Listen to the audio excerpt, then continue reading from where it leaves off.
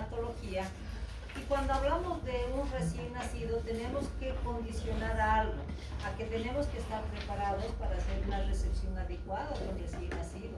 Uno de los objetivos que nos dan a todos los que somos trabajadores en salud, profesionales en salud, nos dicen, no tienen que dar las condiciones óptimas para hacer la recepción de un recién nacido. Pero cuando estamos hablando de un recién nacido, ¿qué es lo que tenemos que determinar? Prepararnos o para una reanimación neonatal o prepararnos para una recepción de un recién nacido sin riesgo, ¿no es cierto? Entonces, ¿qué es lo que es para ustedes una emergencia? Un recién nacido sin riesgo o un niño que está con hipoxia. Con una hipoxia, esa es nuestra emergencia en neonatología, ¿no es cierto? Entonces, cuando estamos hablando del término de hipoxia, ya nos está diciendo el nombre, ¿verdad? Es un niño que va a tener disminución de oxígeno a nivel sanguíneo. Y si hablamos de una disminución, ¿dónde la vamos a ver esa disminución? ¿Y cómo nos vamos a dar cuenta cuando ese bebé esté en la vida fetal y esté en la vida intrauterina? ¿Y cuál es el dato clínico que nos va a decir, cuidado, ese niño está entrando en un estado de hipoxia?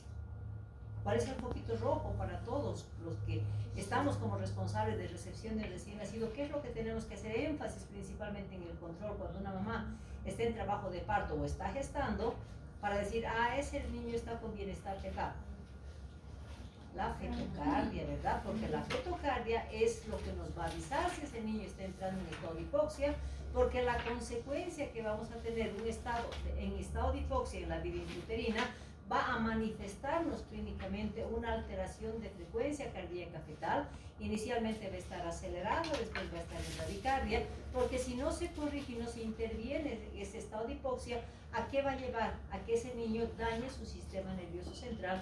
Entonces, cuando hablamos de neonatología, siempre estamos relacionando que todas las patologías neonatales están dirigidas a dañar el sistema nervioso central y la obligación que tenemos es prevenir precisamente ese daño para darle una buena calidad futura a ese niño, ¿no es cierto? Entonces, si estamos hablando de que la hipoxia va a dañar el sistema nervioso central, entonces, ¿quién nos va a avisar? Es el corazón, ¿no es cierto? Los órganos vitales que van a empezar a alterar su frecuencia cardíaca fetal y nos va a decir, cuidado, ese niño está hipóxico, ese niño va a nacer deprimido.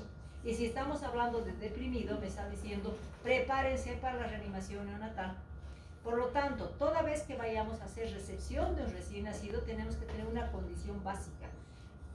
¿Qué problemas vamos a tener en el nacimiento? ¿Serán problemas de la mamá? ¿Serán problemas durante la gestación? ¿O serán problemas durante el trabajo de parto?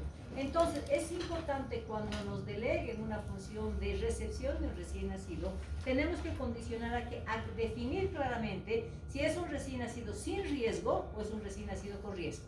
Cuando hablamos de un recién nacido sin riesgo, vamos a decir, o con riesgo, dice, no toda persona que vaya, o todo profesional en este caso, que vaya dirigido a la recepción de un recién nacido, tiene un objetivo, brindar las mejores condiciones a ese niño para que haga una transición de la vida intrauterina a la vida extrauterina.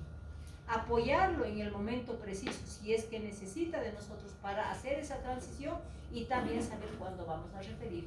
Entonces, si tenemos la condición de diagnóstico antes de que ese niño nazca, ese diagnóstico de patologías maternas puede ser o problemas durante el parto nos van a definir. Si no hay esos problemas, vamos a decir, es un recién nacido sin riesgo y vamos a llamarlo un parto fisiológico, que por suerte el 90% son partos fisiológicos. En cambio, si estamos hablando de un recién nacido con riesgo, tiene que haber algún factor materno o durante el trabajo de parto que lo condicione a que ese niño no tenga una buena condición de nacimiento. Entonces, a ese niño lo vamos a consignar como un recién nacido con riesgo. Independiente que tenga o no tenga riesgo, no podemos hacer la recepción de un recién nacido sin saber dónde estamos trabajando y con qué contamos. Entonces, cuando ustedes sean internos, ¿qué es lo que van a hacer? Van a ser delegados a una rotación, vamos a decir, recepción del recién nacido, sala de parto y quirófano. Entonces, esos internos que están ahí tienen que saber, pues, qué disponen, ¿no es cierto? Entonces decimos, yo no puedo hacer una recepción del recién nacido sin saber qué equipamiento cuenta en la institución, cuál es la infraestructura o equipamiento que vamos a tener, sin saber los antecedentes maternos y, de hecho, como en algún momento se nos puede complicar ese recién nacido en el momento del nacimiento, debe contar todo hospital con atención de recién nacido de partos o cesáreas, debe contar con un equipo. Y cuando estamos hablando de equipo, ¿será el instrumental que vamos a necesitar o un equipo humano que vaya a establecer el equipo de reanimación neonatal. Hablamos de ambos, ¿no es cierto? Porque si un equipo humano no dispone de equipamiento, pues no va a poder hacer una reanimación. Y cuando estamos hablando de un equipo humano capacitado, es que cada una de las personas que interviene en la reanimación tiene que saber su objetivo, tiene que saber su tarea y tiene que tener la habilidad y competencia para desarrollar esa función, pero exitosamente. Entonces, cuando ya estamos hablando de lo que significa riesgo, entonces decimos, no, ¿qué tengo que averiguar como un recién nacido sin riesgo antes del parto? Esa mamá tiene que ser valorada adecuadamente primero, que esa pelvis materna sea viable para ese nacimiento por parto vaginal, porque si no está condicionado eso va a ser un parto cesáreo. No puede nacer un parto pélvico, por ejemplo, con una alteración pélvica, una displasia pélvica, ¿no es cierto? Entonces estamos hablando de que tiene que haber una buena valoración para ver si hay distocias de presentación o ese canal del parto no está aprobado para ese nacimiento por vía vaginal, ¿no es cierto? Primero, ¿quién lo hace? El ginecólogo y los internos que están en la sala de dilatantes. Cuando hablamos de nosotros, que somos, vamos a ser en algún momento responsables de la atención del recién nacido, ¿qué tenemos que preguntar y qué tenemos que verificar? Tenemos que verificar que esa frecuencia cardíaca fetal esté adecuada. ¿Cuál es el parámetro que consideramos normal para decir que ese niño está con buena fetocardia? Los ginecólogos manejan 160, los pediatras manejan hasta 150, porque 160 ya consideramos probabilidad de riesgo. Entonces decimos, si esa fetocardia está en 120, hasta 110 vamos a decir, y hasta 150 pues está bien. Pero si ese bebé está con una fetocardia de 160, 170, 180, alto riesgo. Y peor si estamos con una bradicardia menor a 100. ¿Cuál es más peligroso? ¿Que ese niño está taquicárdico o esté bradicárdico? Porque eso que nos dice, la taquicardia me dice, está compensando el estado de hipoxia. La bradicardia me está diciendo, está descompensado, ya no está pudiendo compensar. Por eso decimos que el foco rojo, a todos los médicos que somos delegados para recepción de recién nacido, es importante valorar esto. ¿Cuándo se hace la ruptura artificial de membranas? ¿En qué periodo? Cuando está una mamá en trabajo de parto. Cuando ya está con dilatación casi completa, vamos a decir 9 o 10, ¿no es cierto? Entonces será importante el líquido amniótico. Lo normal es que sea un color blanco grumoso, decimos, ¿no es cierto? Pero si ese líquido amniótico está fétido y además asociamos con una ruptura artificial de membranas, riesgo, ¿verdad? Cuando encontramos ese líquido amniótico que está medio amarillento, verdoso, ¿qué me está diciendo? Ese niño está en hipoxia, está en sufrimiento fetal. Entonces es importante la valoración del líquido amniótico. Y finalmente no puede ir a una recepción de un recién nacido sin tener lo que nosotros llamamos el carrito azul, donde está ahí la bolsa presión positiva, donde está el laringoscopio, donde están los tubos endotraqueales, donde están las ondas, donde está el está todo, ¿no es cierto? Entonces tenemos que conocer cuál es la disponibilidad de ese material, porque sin eso yo no voy a poder atender un recién nacido, porque en cualquier momento se me puede complicar. Una vez que tengo este conocimiento, voy a determinar que es un recién nacido sin riesgo, va a nacer como un parto fisiológico llamado también eutóxico, y después de ese parto eutóxico, ¿qué otra tarea me da? Ese niño nació bien, nació después de la estimulación con un llanto vigoroso, nació con un Apgar, y después tengo que ver, ahora, determino que se vaya a alojamiento conjunto, es la pregunta que nos hacemos, ¿no es cierto? Entonces, si es un niño que ha nacido en buenas condiciones, con buena habitabilidad y ha hecho buena adaptabilidad, seguramente va a estar en alojamiento conjunto. Pero al mismo tiempo que debemos considerar que tengo una hora post nacimiento para valorar si hay algún trastorno que se va a dar o alguna alteración. Por eso se llama la hora de oro del recién nacido, donde vamos a verificar si hay algún trastorno que se vaya a presentar, sea trastorno metabólico o trastorno en el sistema respiratorio y está todo bien, decimos se quede en alojamiento conjunto con la mamá. Y si tiene alguna patología que se esté presentando, pues tenemos que tener la condición de una atención inmediata y una referencia si fuera necesario. Entonces, estamos hablando de un recién nacido sin riesgo, ¿no es cierto? Por lo tanto, si estamos hablando de los pasos que tenemos que hacer en una recepción de un recién nacido, primero vamos a conceptualizar qué es un recién nacido sin riesgo, como condición básica. Es un recién nacido a término obviamente con edad gestacional adecuada, estoy hablando de 38, 40 semanas, aunque actualmente manejamos hasta 41 semanas, y que tenga un peso y talla adecuado para ese nacimiento, ¿no es cierto? Entonces hablamos de un niño maduro. Porque si fuera prematuro, automáticamente ya es riesgo. Si fuera post-término, ya es riesgo. Entonces, cuando hablamos de un recién nacido sin riesgo, nos basamos específicamente a aquel niño que sea un niño maduro.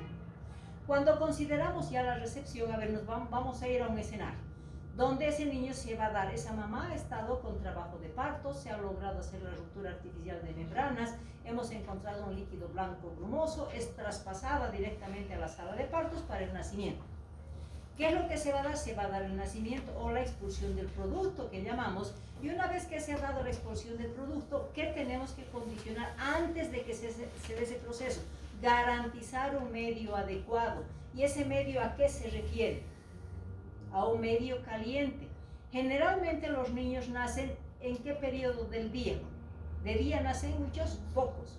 De noche nacen muchos, ¿no es cierto? Entonces, y cuando estamos hablando de las diferentes estaciones, vamos a suponer que sea a las 3 de la mañana que se está dando ese parto. ¿Cuál es la temperatura medioambiental? ¿Cuánto creen? En época de verano. 5, 6, 7 grados, ¿no es cierto? Y en invierno 0, 1, 2, ¿no es cierto? Entonces, ¿a qué temperatura está ese bebé, ese producto, cuando esté en la vida intrauterina? Está con 36 grados aproximadamente, si hablamos de normalidad, ¿no es cierto? Si estaba en esa temperatura y sale mojadito, y sale a una temperatura de 1, 2, 3 grados, ¿qué es lo que va a pasar con ese niño? Se va a enfriar. Entonces el primer factor de descompensación de un recién nacido precisamente va a ser el medio frío. Por lo tanto, una primera condición para decir que vamos a hacer una buena recepción a ese niño es garantizar que la sala de partos tenga estufas y tenga un medio caliente.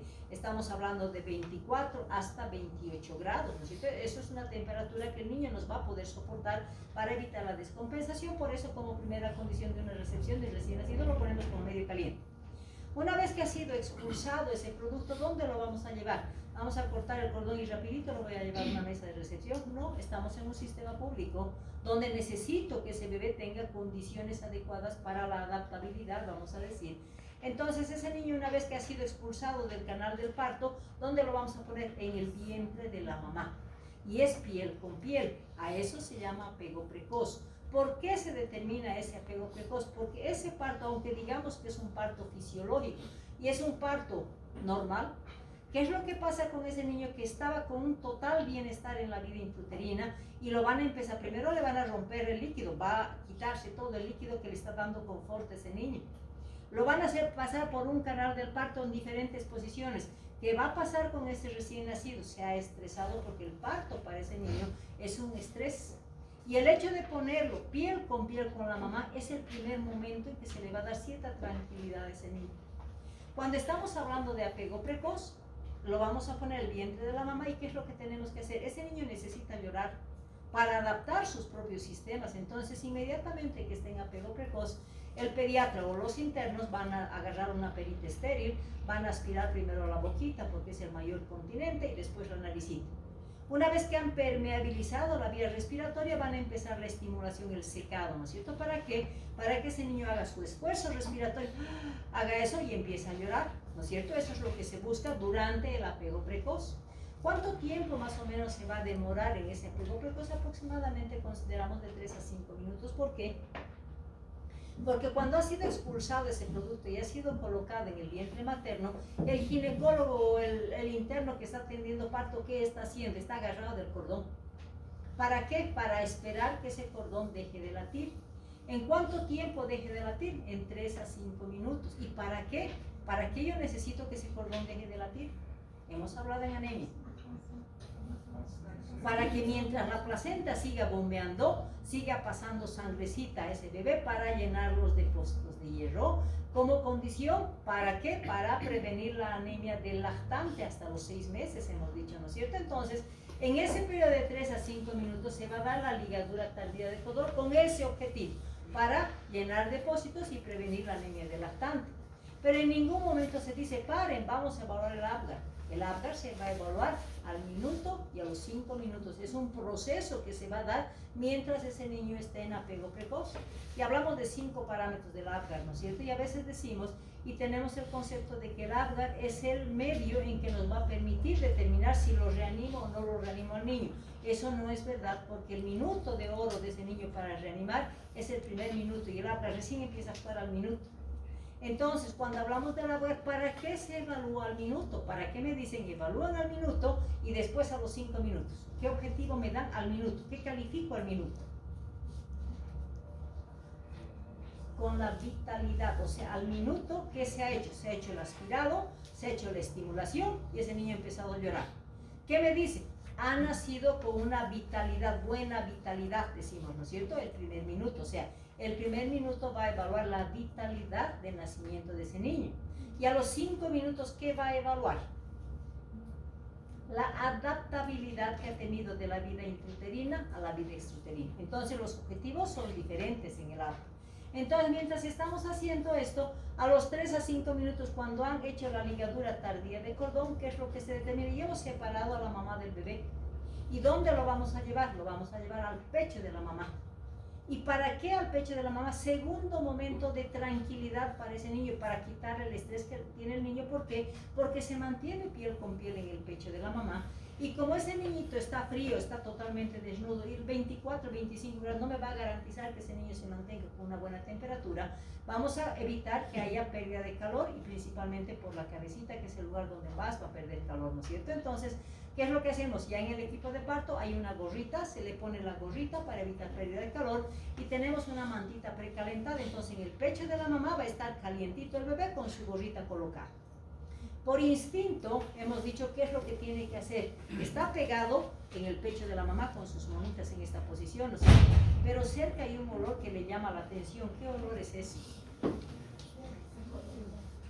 ¿Qué olor le llama la atención para llevarlo y beneficiar al niño y a la mamá? Calostro.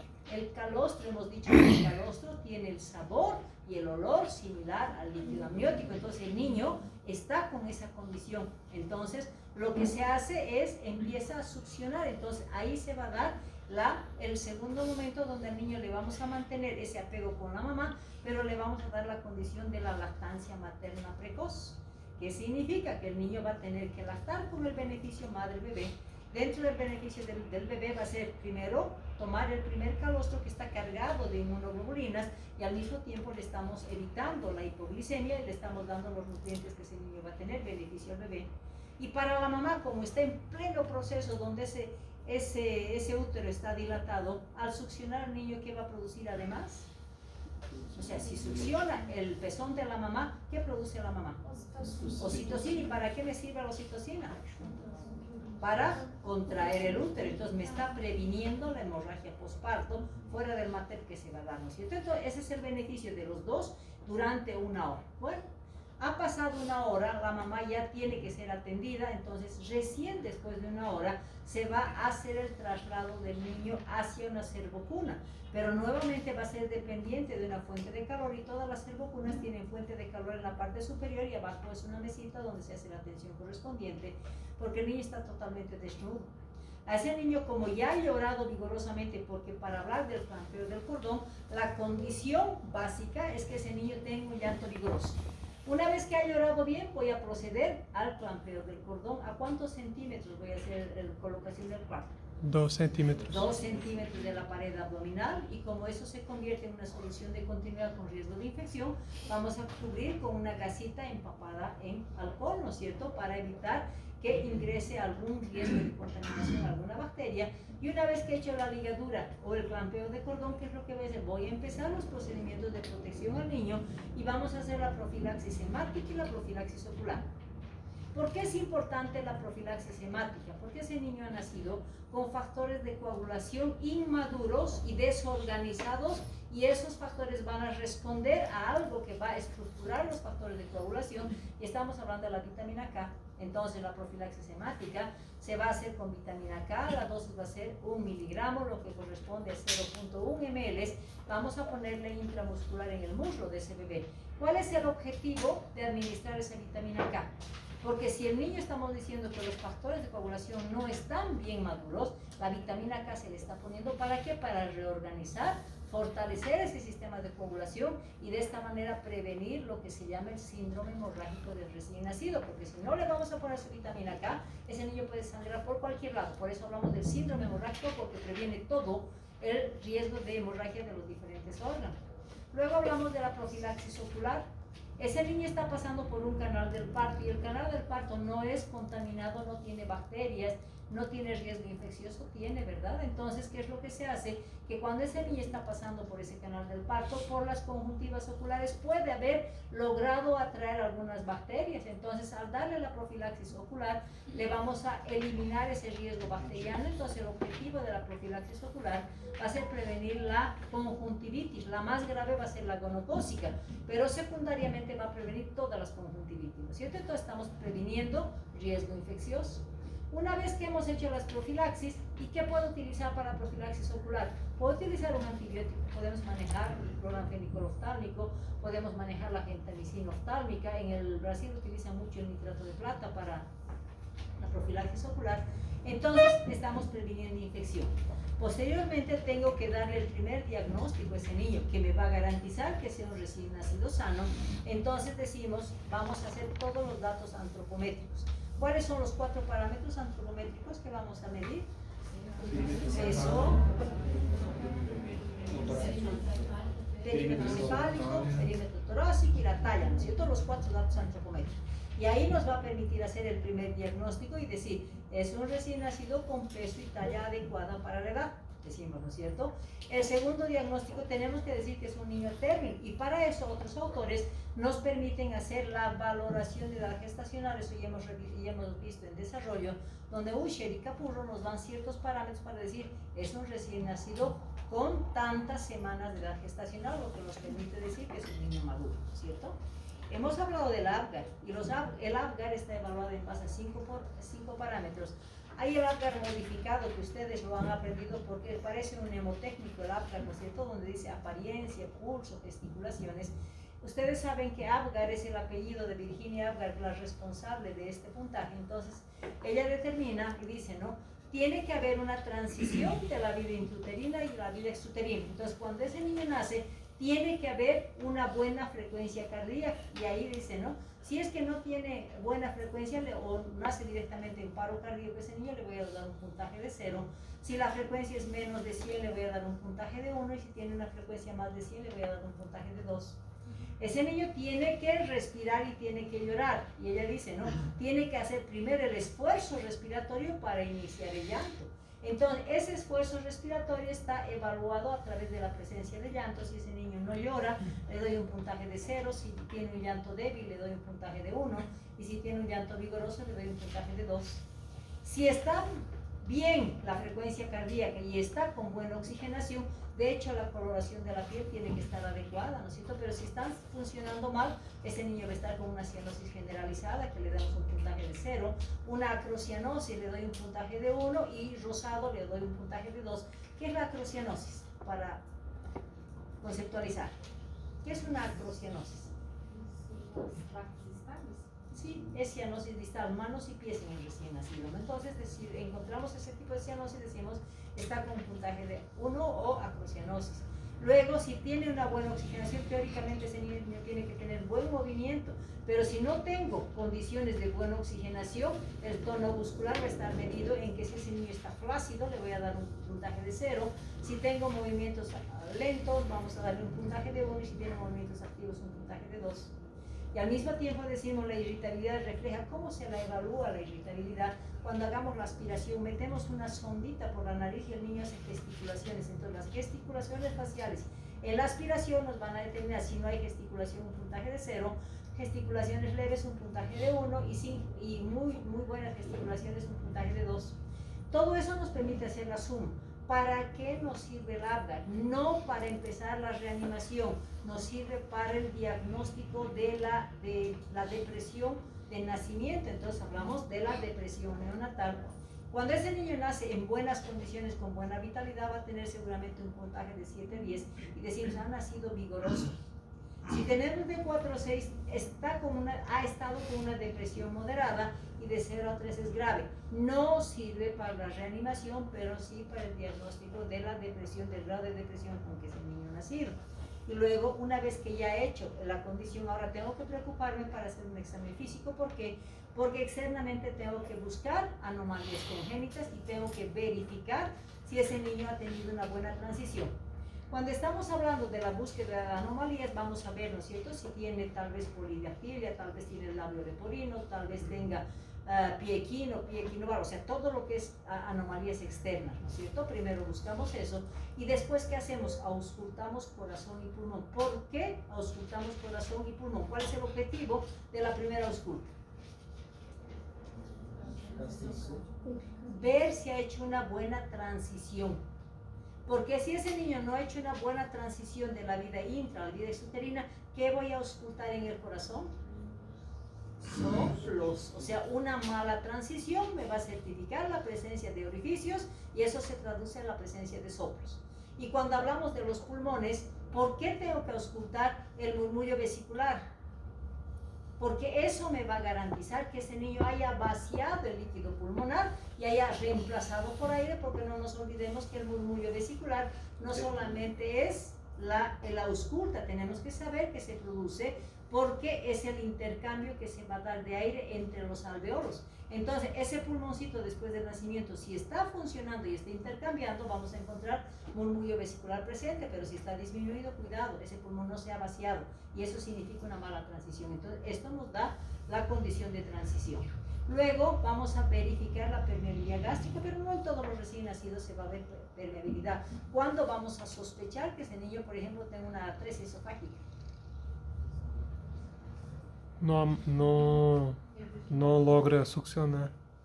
Estamos hablando de una tensión. Muy bien, no va a lograr succionar, pero ¿qué es lo que nos llama la atención? Porque estoy en un dato inmediato, ¿no es cierto? Seguramente no va a succionar, ya vamos a tener problemas en ese momento, pero si tiene exceso, alguien me dijo cialorrea, si vamos a ver que le aspiramos la boquita y de nuevo se llena de saliva, aspiramos la boquita, de nuevo se llena de saliva, ¿qué me está diciendo? Que no está deglutiendo esa saliva. Entonces la cialorrea o el exceso de salivación bucal me está ayudando a pensar de que está ahí con una atresia. Y ahí tengo obligación de pasar una sondita por la boquita para verificar si tenemos esa atresia o no la tenemos. Y normalmente cuando hay anomalías en el sistema digestivo también tengo que corroborar si hay un ano imperforado o tengo permeabilidad anal, ¿cierto? Entonces manejamos esto.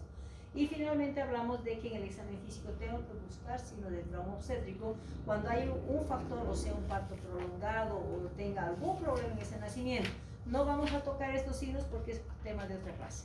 Si todo esto que hemos hecho, que se va a llamar rutina, está todo bien, ¿qué me dice? El niño está bien, ha hecho una buena transición, es un recién nacido con peso y talla adecuada, con edad gestacional madura, por lo tanto, mándenlo a alojamiento conjunto. Y en el alojamiento conjunto, ¿qué vamos a hacer? Vamos a vigilar si en la hora de oro no presenta algún estado de descompensación y si esa hora de oro fue normal, pues es un niño que se mantiene en alojamiento con una atención de seguimiento de rutina, ¿sí?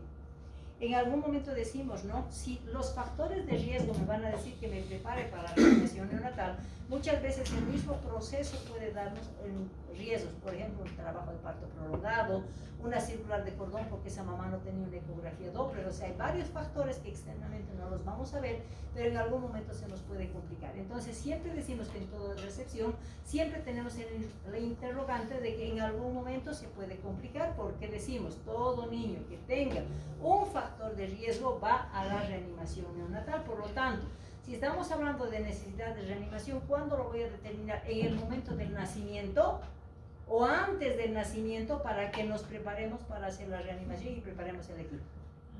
Antes, ¿verdad? Antes. ¿Por qué? Porque si estamos diciendo que el minuto de oro para ese niño es inmediatamente que ha sido expulsado de ese canal del parto y no nos hemos preparado, ¿ustedes creen que vamos a tener un minuto para decir dónde está el laringoscopio, dónde está el AMBU, conecten con el oxígeno, pongan la sonda, el aspirador? No hay tiempo. Por eso se dice que ante una recepción de un niño, primero definamos si tiene riesgo o no tiene riesgo. Mismo sin riesgo tenemos que estar ojo a que no se vaya a complicar. ¿Y cómo lo determinamos eso? Que todo recién nacido es obligatorio determinar si hay factores de riesgo. Y estamos hablando de identificar factores de riesgo antes o durante el trabajo de parto, para que nos podamos preparar y definir si vamos a tener un procedimiento de reanimación neonatal. ¿Qué es lo que tenemos que averiguar? Hablamos de riesgos maternos. Si esa mamá ha desarrollado una diabetes gestacional, ¿será riesgo? ¿Por qué? Ya, ¿y el macrosómico es riesgo? Alto riesgo, ¿no es cierto? Entonces, decimos que una diabetes gestacional diagnosticada, riesgo, macrosomía, el macrosómico es riesgo. Cuando estamos hablando de una mamá que ha desarrollado una pre o una eclampsia, puede haber sufrimiento fetal, puede haber un nacimiento prematuro porque hay que interrumpir esa gestación muchas veces por salvar la vida de la madre, y al mismo tiempo, ¿qué tipo de niño va a producir esa mamá con pre o una eclampsia? Niño con restricción del crecimiento intrauterino, por lo tanto estamos hablando de riesgo. Cuando consideramos la anemia fetal o la isoinmunización, por cierto, ¿qué es isoinmunización? ¿Y cómo la diagnostico? ¿Qué es la isoinmunización? Iso, algo mío, ¿no es cierto? O sea, es el desarrollo de anticuerpos por parte de la madre contra su propio hijo. ¿Cuándo? Cuando tengo una incompatibilidad de factor o RH, ¿no es cierto? Está isoinmunizada. Ella está produciendo algo contra su propio hijo, ¿no es cierto? Entonces, ¿cómo diagnostico? Si estamos viendo de que tenga incompatibilidad, no voy a pensar en una mamá que tiene un grupo 0 RH positivo, ¿verdad? ¿Cuándo voy a pensar en esa mamá que puede estar isoinmunizando? Cuando la mamá sea negativa o cuando la mamá sea grupo A, B o AB, o sea, grupos diferentes al 0, que es universal, ¿no es cierto? Entonces, en ese caso vamos a tener que saber si esa mamá está isoinmunizando. ¿Cómo se diagnostica la isoinmunización? La prueba de Coombs, ¿indirecto o directo? ¿Directo a la mamá o indirecto? Indirecto a la mamá, porque eso nos va a permitir, si es que durante la gestación esa mamá tiene un Coombs positivo, me va a permitir prevenir esa isoinmunización. ¿Y cómo la prevengo? O cómo paro si es que quiere esa isoinmunización. ¿Cómo se para la isoinmunización? O sea, la producción de anticuerpos. ¿Con qué se maneja? La vacuna anti-D, que se llama, ¿no es cierto? Que durante la gestación le voy a dar, o cuando el niño nace, pues también le voy a dar para proteger la próxima gestación, ¿no es cierto? Cuando hablamos de las hemorragias del segundo o tercer trimestre, ¿por qué será importante las hemorragias? Porque esa placenta que está desprendiéndose, y generalmente estamos hablando de problemas placentarios, si estamos con hemorragia, ese niño no va a recibir los nutrientes y más bien al contrario puede desarrollar hasta anemia en la vida intrauterina, ¿no es cierto? Cuando estamos hablando de infecciones maternas, una ITU o enfermedad de transmisión vertical, ¿será riesgo o no? Todas las transmisiones verticales son riesgo y las infecciones propias también, porque ese niño va a nacer con riesgo de sepsis. Cuando consideramos de enfermedades cardíacas, renales, pulmonares, todo lo que es crónico, ¿qué va a producir esa mamá? Un niño a término con buen peso y talla adecuada va a producir un restringido, porque la mamá tiene patologías crónicas que no van a permitir dar una buena nutrición a ese producto. Y finalmente, si la mamá es drogadicta, ese niño va a ser drogadicto y hay que prepararse con un antídoto que es el naloxone para combatir ese síndrome de abstinencia que en algún momento ese niño puede tener, ¿no es cierto? Entonces todo eso tenemos que saber. Cuando estamos hablando ya, la mamá ya va a nacer, ¿no es cierto? ¿Será importante que sea un embarazo posttérmino? Sí. El posttérmino es riesgo, el prematuro es riesgo. Cuando consideramos el embarazo múltiple, ¿será riesgo? Alto riesgo, porque se dice que si son gemelitos, el uno va a desarrollar bien, el segundo va a tener las de perder. Y si son tres, el primero va a nacer bien, el segundo más o menos, y el tercero va a tener las de perder, ¿no es cierto? O sea, ¿por qué? Porque la condición, alguno de ellos tiene que afectar algún factor de riesgo, si estamos hablando de desarrollo y maduración. Cuando hablamos de discrepancias y la mamá dice, estoy con 40 semanas ya, y la altura uterina me da para 32, para 33 semanas, ¿qué me está diciendo? O es un restringido, o es un niño con problemas, o la mamá se equivocó y van a ser un prematuro, ¿no es cierto? Cuando estamos hablando de que la mamá dice, ay, mi bobita no se está moviendo, ¿qué me está diciendo? Está ovitando ese niño, alto riesgo. Cuando hablamos de esa mamá que llega al hospital con trabajo de parto y le pedimos su CLAP y nunca ha hecho control prenatal, ¿será riesgo?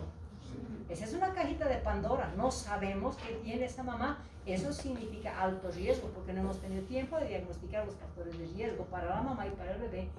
Cuando son adultas, primigestas, añosas o adolescentes, siempre consideramos riesgo y toda vez que tengamos poli o oligoamnios tenemos riesgo de enfermedades con anomalías o patologías con anomalías, ¿no es cierto? Entonces también consideramos riesgo.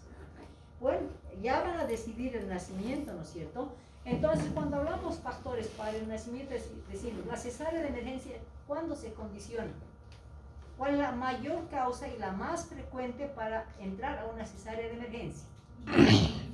Pérdida de bienestar fetal, asfixia grave, ¿no es cierto? Ahí tienen que correr los ginecólogos.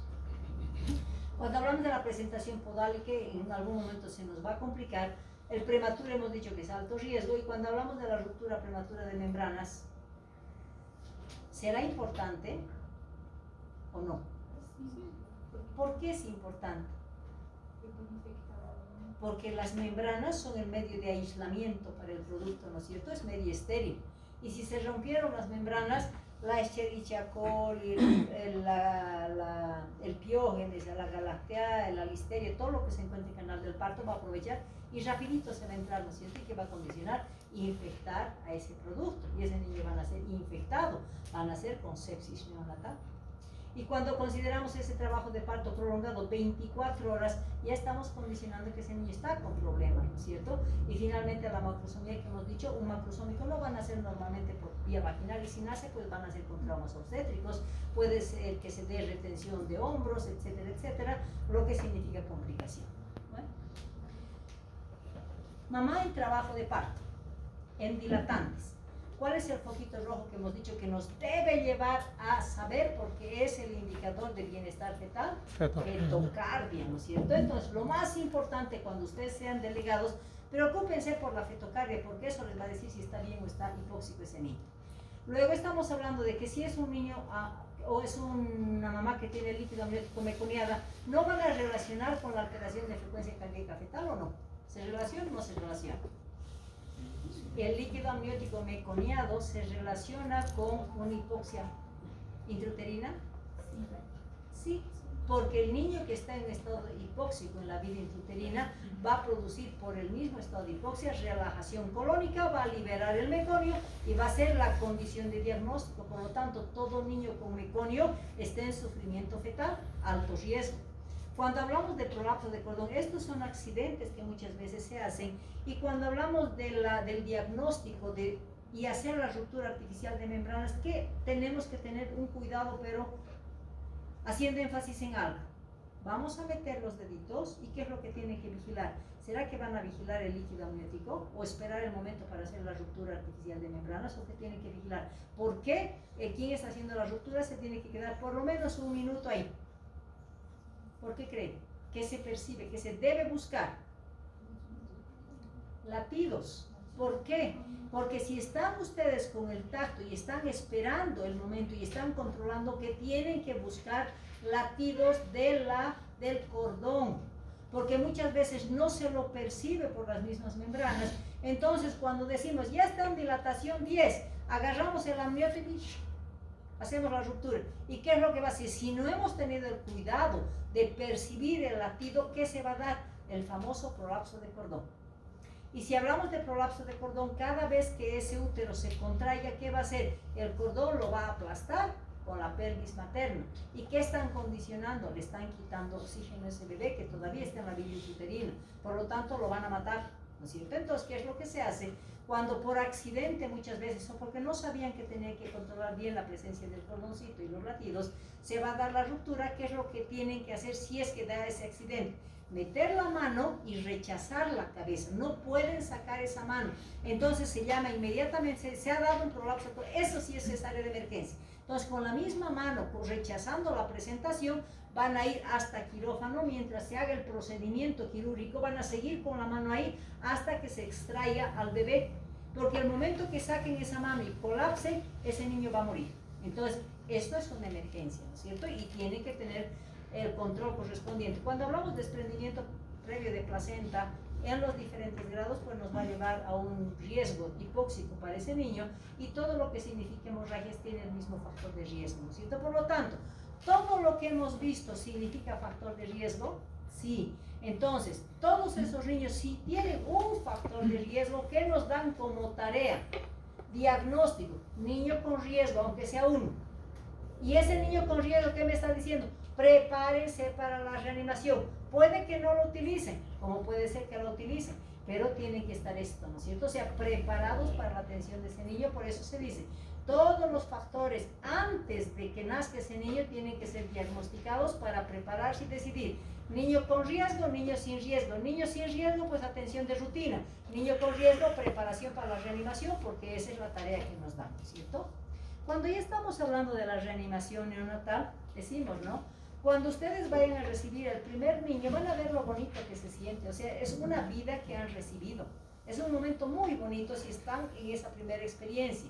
Pero si les tocara un niño que nace flácido, hipóxico, va a ser el momento más difícil que ustedes van a sufrir, van a pasar, ¿no es cierto? Por eso se dice, hay que buscar antecedentes para no tener esos factores de riesgo.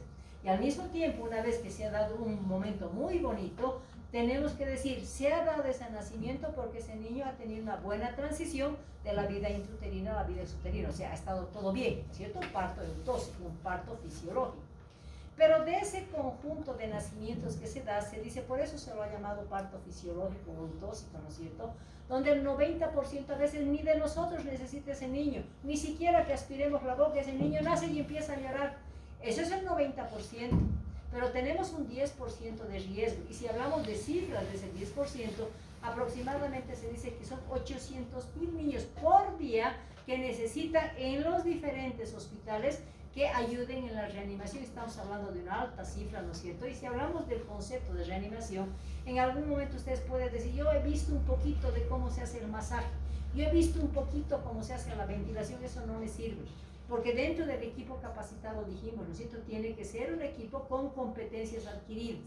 Por eso, generalmente, cuando van a ser ustedes internados, los van a capacitar y se hace un curso de reanimación para que ustedes estén preparados para ser parte de ese equipo de reanimación de cada uno de los hospitales, porque el eslogan que manejamos para reanimación es saber hacerlo bien, con un equipo capacitado y con una sala de partos equipada. Entonces, con eso ya tenemos una opción de reversión total de esa reanimación. Y cuando ya estamos hablando de la reanimación, decimos, son 4 pasos sencillos. Simplemente es la aplicación del ABCD, ¿no es cierto? La mayoría van a responder al paso A, otro menor número va a ser al paso B, menos número va a ser al paso C, y hablamos de menos número del paso D. Entonces, si estamos hablando del ABCD de la reanimación, ¿cuál fue la primera condición que dijimos para una atención de un parto? Medio caliente. Para la reanimación es lo mismo, pero yo necesito un lugar donde me garantice una temperatura de 33, 34 grados. Ya no estoy hablando de 24. Estoy hablando de una servocuna que me garantice esa temperatura de 33, 34 grados y una mesa lista para optar posiciones y todo lo que es procedimiento de reanimación. Pero cuando estamos hablando de reanimación decimos, ¿no? El niño al nacer tiene que cambiar sus sistemas, de un sistema materno-fetal a un sistema propio del recién nacido. Y los dos sistemas que van a manejarse, ¿cuáles van a ser? Van a cambiar y adaptarse a un sistema propio. Sistema circulatorio y sistema respiratorio, ¿verdad? Entonces, son los dos sistemas. Entonces, ¿qué es lo que pasa con un bebé que está en la vida intrauterina, con un producto que está en la vida intrauterina, y estamos hablando de su sistema respiratorio? En el sistema respiratorio, ¿será que sus sistemas, sus pulmoncitos funcionan en la vida intrauterina? No funcionan, ¿verdad? Porque el niño recibe sangre oxigenada por la placenta y no necesita hacer funcionar sus pulmones. Por lo tanto, en la vida intrauterina ese feto va a depender exclusivamente de la sangre oxigenada de la mamá. ¿Por qué? Porque sus pulmoncitos no están funcionando, están llenos de líquido pulmonar. A veces manejamos y decimos, ¿será que el pulmoncito está así colapsado y está esperando nacer para abrirse y llenarse de aire? Y eso no es cierto, porque en la vida intrauterina tiene la misma capacidad de la vida intrauterina a la vida extrauterina. La única diferencia es que en la vida intrauterina, esos pulmones que si bien tienen la misma capacidad, pero están llenos de líquido pulmonar. Como no están necesitando funcionamiento esos alvéolos, ¿qué es lo que se condiciona? Que le den pues un poquito de circulación para mantener vivo ese tejido pulmonar. Por lo tanto, la característica va a ser que los vasos pulmonares van a estar vasocontraídos. Entonces, alvéolos llenos de líquido, con circulación pulmonar, con vasoconstricción, con una circulación mínima. Eso es lo que pasa en la vida intrauterina. Cuando pasa ese niño al nacimiento, ¿qué es lo que tiene que determinar? Si ese pulmoncito está lleno de líquido, tiene que eliminarse ese líquido, ¿verdad? Porque ese líquido tiene que ser reemplazado por aire para que ese pulmón empiece el funcionamiento. Y decimos, ese líquido alveolar tiene que eliminarse. ¿Cuándo se va a eliminar? Vamos a determinar de que si ese niño está pasando, por ejemplo, el tórax del niño es este volumen, ¿verdad? Y si va a pasar por el canal del parto va a ser así. Entonces, que al pasar por ese canal del parto se va a comprimir ese tórax y por la boquita va a eliminar ese líquido pulmonar. Se dice que aproximadamente un 60-70% se elimina en ese proceso de transición al pasar por el canal del parto. Le queda un poquito, eso va a ser el sistema linfático el que va a responder para terminar de vaciar. Entonces, esto es importante. El sistema linfático termina de limpiar y una vez que se han liberado los alvéolos, existen los neumocitos tipo 2 en los alvéolos. ¿Qué hacen los neumocitos tipo 2? Producen una sustancia que se llama el surfactante. ¿Para qué me sirve el surfactante en esos alvéolos que han sido vaciados, se han liberado de líquido? Para mantenerlo dilatado. Es la sustancia tensioactiva que va a mantener ese alvéolo. Por lo tanto, si ese niño ha nacido y ha eliminado ese líquido, para llenar ese pulmoncito de aire y reemplazarle ese líquido eliminado y llenar de aire, ¿qué hace el niño después del nacimiento? Hace el esfuerzo respiratorio, ya lo estimulamos, hemos dicho, ¿no? ¿Para qué? Para que ese niño haga ese esfuerzo respiratorio, y al hacer el esfuerzo respiratorio, ¿qué está haciendo? Está metiendo aire a los pulmones. Entonces, la primera inspiración va a condicionar a que se genere el volumen residual, que significa que cuando eche ese niño ese esfuerzo respiratorio, ese 70% que se eliminó de líquido, el aire, el esfuerzo que va a hacer, va a meter ese 70% de aire. Por lo tanto, se establece el volumen residual, y ese volumen residual, ¿qué significa? Orden al sistema respiratorio para que ese niño respire espontáneamente. Eso es lo que se va a dar en el sistema respiratorio. Cuando hablamos del sistema circulatorio, hemos dicho en la vida intrauterina que se condiciona, se establece de que se va a pinzar el cordón, y al mismo tiempo ese pinzamiento de cordón, ¿qué va a significar? Cortarle la presión materna. Por lo tanto, hay cambio de presión. ¿Y cuál era el orificio por donde pasaba la sangre materna en la vida fetal? El orificio botal y el ductus, ¿no es cierto? Entonces, en ese cambio de presión se va a cerrar el orificio botal y el ductus para que empiece la circulación propia de ese recién nacido. Y si vemos en figuras, decimos, ¿no? Este pulmoncito está lleno de líquido en la vida intrauterina. Los vasos no están funcionando y sabemos que la sangre ni el líquido no lucha con presiones. Es igual que el agua, no busca caminos fáciles. Como hay equipo de presión, no va a circular. Entonces, ¿por dónde va a buscar? Va a pasar por el ductus, porque aquí no hay presión. Entonces, la sangre en la circulación fetal utiliza el ductus y el orificio botal, ¿cierto? El niño nace. Esto se ha vaciado, ya es aire. Se ha dado vasodilatación de los vasos pulmonares. Esto ya no es presión. Entonces la sangre va a buscar lugar de menos presión, va a funcionar el sistema respiratorio, y como esto ya no necesita, se colapsa y se cierra el ducto, ¿cierto? Y si estamos hablando de alvéolos, decimos, en la vida intrauterina llena de líquido, el nacimiento tiene que llenarse de aire para establecer el volumen residual y ese niño tenga una respiración espontánea. Y en la circulación, aquí alvéolos llenos de líquido pulmonar con vasos contraídos. Se vacían los alvéolos, se llenan de aire y los vasos pulmonares se dilatan. Menos circulación, inicio de circulación propia del niño. Si no se da esa transición, ¿qué vamos a hacer? Que ese niño va a estar en un estado de hipoxia y van a ser cianótico, van a ser bradicárdico, van a ser hipotenso y van a ser con hipotonía. Niño deprimido. Si recibimos a esos niños deprimidos, ¿qué tenemos que hacer? Implementar inmediatamente la reanimación neonatal si reconocemos el momento, ¿no es cierto? Pero muchas veces, a veces no nos damos cuenta y ese niño lucha un poquito todavía para sobrevivir y se va a establecer las famosas apneas. El niño nace no hace el esfuerzo respiratorio, tenemos que estimularlo, o sea, no está respirando, lo estimulamos y el niño hace si empieza a llorar, hizo una apnea primaria, ¿no es cierto? Pero inicialmente, ¿qué es lo que hace? En la vida intrauterina, ese niño está en un estado de hipoxia. Si nosotros no aplicamos la reanimación inmediata, ¿quién va a sufrir? El corazón y el cerebro. Y los efectos tardíos, si no aplicamos la reanimación, va a bajar su frecuencia cardíaca y la consecuencia es hipoxia cerebral. Por lo tanto, la consecuencia final de una no reanimación, ¿cuál va a ser? La producción, lesión hipóxico-isquémica cerebral. No podemos permitir eso, ¿verdad? Entonces, si estamos hablando de que ese niño tiene que darse esa transición, algo tiene que pasar para que no haya una buena transición.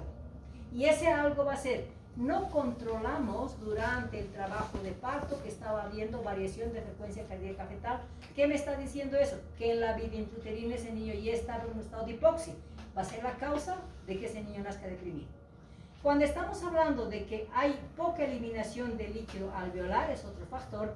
Cuando hablamos de vías respiratorias bloqueadas, cuando ese niño estaba hipóxico, ha eliminado meconio, el meconio ha ingresado a los bronquios, los ha taponeado y no permite que salga el líquido pulmonar, bloqueo de vías, lo que condiciona una ventilación insuficiente, y todo estado de hipoxia hace de que esos alveolos y esos vasos pulmonares no funcionen.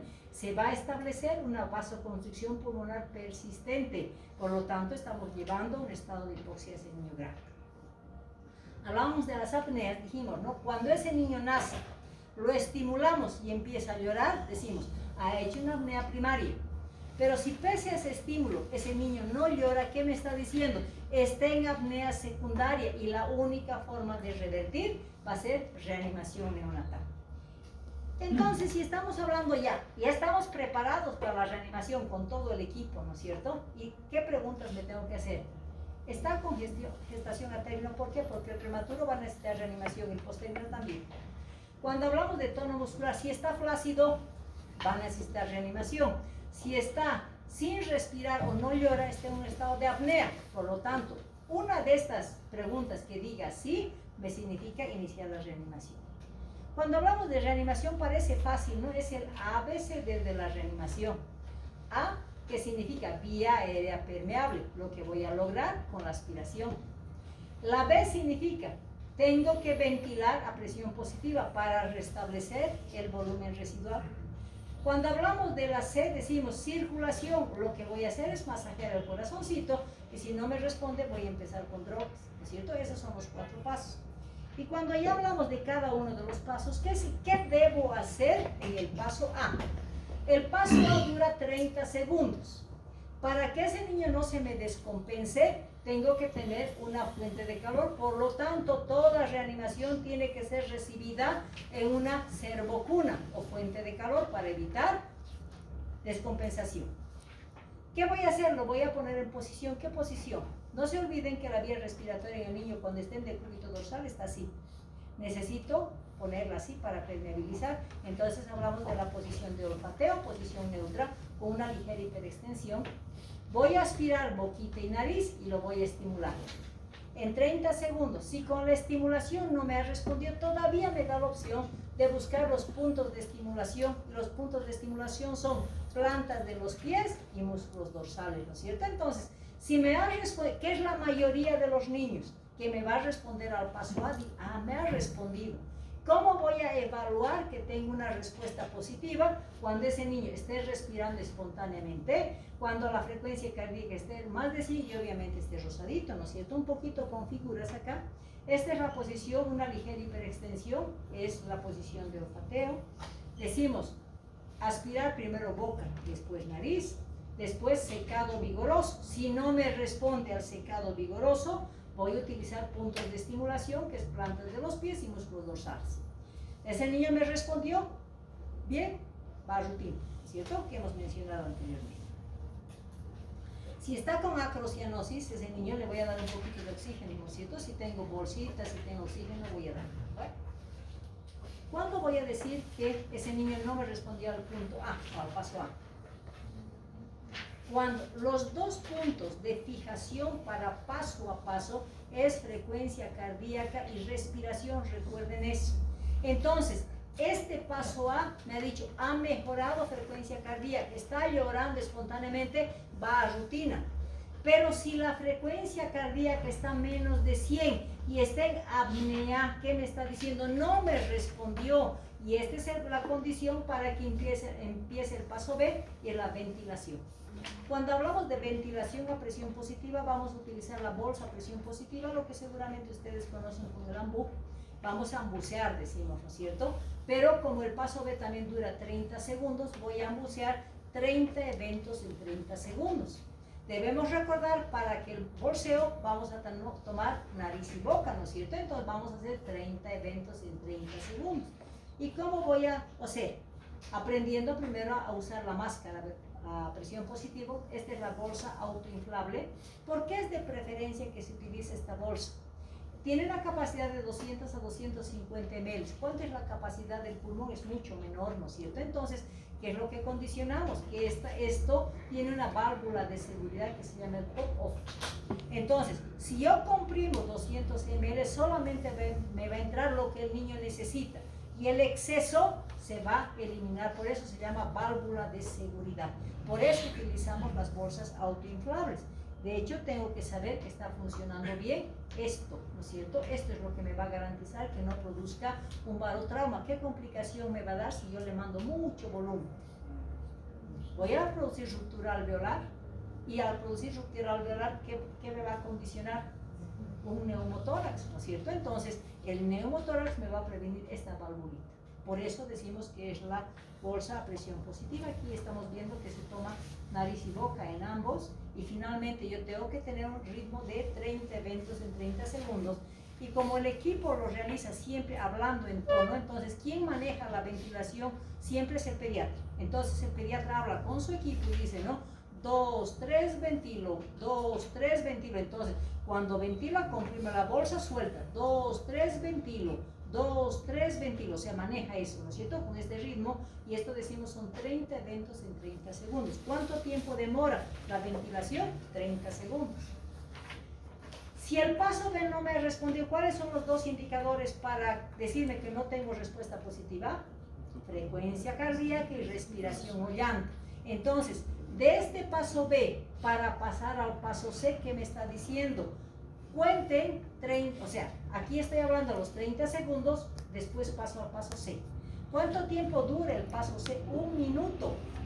Pero con el paso C me está diciendo, tiene ese niño que tener una frecuencia cardíaca menor a 60 y tiene que estar en apnea. Por lo tanto, me dice, ¿no? Hay que combinar el masaje cardíaco con la ventilación porque no puedo dejar de ventilar. Se dice que el paso más importante es la ventilación. Entonces ahí voy a relacionar entre masaje cardíaco y ventilación. Pero ¿qué otra condición me ponen en el paso C? Si bien en el paso B estaba utilizando no oxígeno, aire ambiente al 21%, cuando hablo del paso C me dice utilicen oxígeno al 100%, por lo tanto nuestra bolsa a presión positiva tiene que estar dotada, conectada al oxígeno, 5 o 6 libras para garantizar ese 100%. Y ahí decimos, ¿no? Tengo que hacer relación entre masaje y ventilación y hablamos de una relación de 3 a 1. 3 masajes cardíacos y una ventilación. ¿Cuánto tiempo? 1 minuto, por eso hablamos de 120 eventos, ¿no es cierto? Una vez que ha pasado el minuto, evalúo frecuencia cardíaca y respiración. Pero yo para hacer el masaje cardíaco, yo tengo que saber pues cómo voy a hacer el masaje. Conocemos 2 técnicas. Uno, hablamos de las técnicas de los 2 dedos, donde vamos a poner una mano en la espalda del niño y vamos a utilizar el índice medio y así masajear, ¿cierto? Y el punto de masaje va a ser una línea imaginaria entre las 2 tetillas y la parte sobre el esternón. Es el masaje, nunca es en la parrilla costal porque vamos a hacer fracturas costales. Y decimos, ¿no? Al mismo tiempo, y la otra técnica es la técnica de los pulgares. Entonces vamos a abrazar el tórax del niño y es esto que se hace, ¿no es cierto? ¿Cuánto voy a comprimir? 1/3 del tórax, porque si voy a comprimir más abajo, estamos con hígado y vaso con problemas. Entonces hacemos una compresión de 1/3 del tórax en el mismo punto, hemos dicho, del esternón, y el ritmo que el reanimador está conduciendo, ahí va a manejar porque es relación de 3-1. Entonces dirá pues el masaje, 1 y 2 y 3 ventile, 1 y 2 y 3 ventile. Entonces la reanimación siempre en voz alta porque todo el equipo tiene que saber lo que está pasando. Entonces hablamos de otro ritmo, 1 y 2 y 3 ventile, ¿no es cierto? Entonces para lograr esa relación de 3-1 y manejar los 120 eventos. Hemos dicho, tengo que comprimir 1/3 del tórax porque ahí abajito está el hígado vaso y en vez de hacerle bien a ese niño voy a producir ruptura de hígado y vaso, ¿no es cierto? Esa es la complicación. Pero muchas veces las reanimaciones no es 30 segundos y 1 minuto. A veces el niño se puede mantener 1, 2, 3 minutos con solamente ventilación porque la frecuencia cardíaca está en 70, 80. No me baja de 60 porque el menos de 60 es masaje. El más de 100 me dice suspendan ventilación, entonces si se mantiene 70-80, le dice continúen ventilando y pueden ventilar 5 minutos, 10 minutos. Entonces el riesgo que tenemos es que ese aire no solamente entre al pulmón, sino entre también a la cámara gástrica.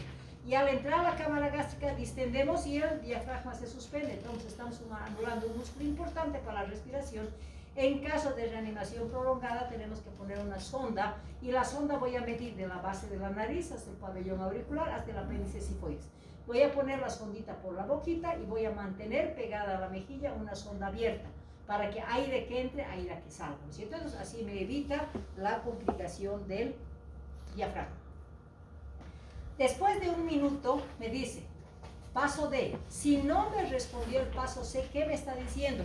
Mantengan ventilación, mantengan la circulación con la misma relación de 3-1, pero inicien drogas, ¿no es cierto? Y cuando hablamos de drogas, ¿qué me está diciendo? Utilicen adrenalina, pero la adrenalina pura no me sirve. Entonces, una adrenalina que es 1 ml, vamos a disolver con 10 ml de agua destilada.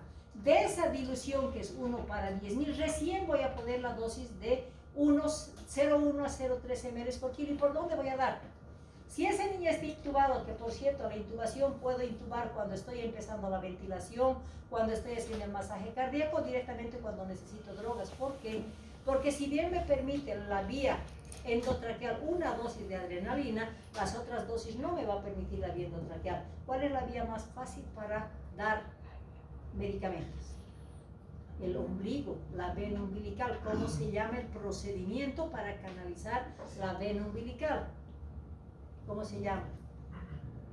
Onfaloclisis, ¿no es cierto? Entonces voy a dar por onfaloclisis y voy a dar esta dilución de adrenalina. ¿En qué caso voy a utilizar expansores plasmáticos? ¿Qué casos creen que necesito expansores plasmáticos? Si ese niño está, hemos dicho que está con hipovolemia e hipotensión, ¿cómo yo voy a ver clínicamente que ese niño está con hipovolemia? ¿Cómo me voy a dar cuenta? ¿Qué hace el organismo nuevamente para proteger cerebro y corazón? Mecanismo de defensa. Vasoconstricción, y la vasoconstricción generalizada, ¿cómo lo voy a detectar? ¿Cómo lo vemos ese niño que está con vasoconstricción generalizada? ¿Va a estar cianótico o va a estar pálido? Pálido. Entonces, en caso de una palidez generalizada, porque está interviniendo la vasoconstricción, me está diciendo, utilicen expansores plasmáticos. Voy a utilizar el fisiológico, que es la primera línea, puedo utilizar el ringelactato. Si no tengo, puedo utilizar plasma, puedo utilizar sangre del niño, el grupo del niño, ¿no es cierto? Pero como es volumen, y vamos a dar a 10 ml kilo peso, ¿por dónde le voy a dar? Vean lo importante que es la canalización de la vena umbilical, porque tanto medicamentos como soluciones y antibióticos en su momento, porque es muy difícil canalizar una vena periférica en un recién nacido, entonces la vía más fácil siempre va a ser la onfaloclisis, ¿sí? Y cuando estamos hablando de onfaloclisis, decimos, ¿no? Como teníamos que cortar a 2 centímetros de la pared abdominal ese cordoncito, el cordón umbilical tiene una vena que tiene forma de semiluna, a horas 12 aproximadamente, y es amplia. Y tiene 2 vasitos chiquititos que son las 2 arterias, entonces es muy fácil visualizar la vena umbilical, pero voy a poner 2 centímetros acá y 2 centímetros que ingrese a la pared abdominal. Ese es 4 centímetros máximo voy a introducir para administrar, sea medicamentos o soluciones, ¿cierto? ¿Por qué no? Porque si yo no sé eso, puedo meter y puedo dañar vasos. Y peor cuando meta la sonda y pueda llegar hasta vasos hepáticos. Entonces, la indicación máxima son 4 centímetros, que lo vamos a poner, ¿no es cierto? Y ahí decimos, ¿y por dónde será que voy a intubar, no es cierto? Sabemos que la laringe va a concluir en las cuerdas vocales, ¿no es cierto? Que tiene el color blanco nacarado, que tiene la forma de V invertida, y es ahí donde vamos a introducir el tubo endotraqueal, ¿no es cierto? ¿En qué momento puedo hacer la intubación? Al iniciar la ventilación, cuando hay el masaje o directamente cuando utilice el droga. O sea, es opcional la intubación dependiendo más que todo de la disponibilidad, ¿no es cierto? Si se fijan, hemos revisado ABCD. Nos ha llevado 1 hora y media, ¿no es cierto? ¿Y qué es lo que consideramos? Tenemos un resumen en todas las maternidades de todo lo que hemos hablado. Es el programa de atención de un recién nacido, donde le está indicando directamente el paso A, paso B, paso C, paso D. Lo que hemos hablado, ¿no es cierto? Aquí antes se manejaba más el líquido amniótico, si está claro o no. Entonces, hacer las preguntas de rutina, hacer lo que hemos dicho, ¿no? Proporcionar calor, posición, estimulación. Luego, evaluar respiración, frecuencia cardíaca para pasar al paso B.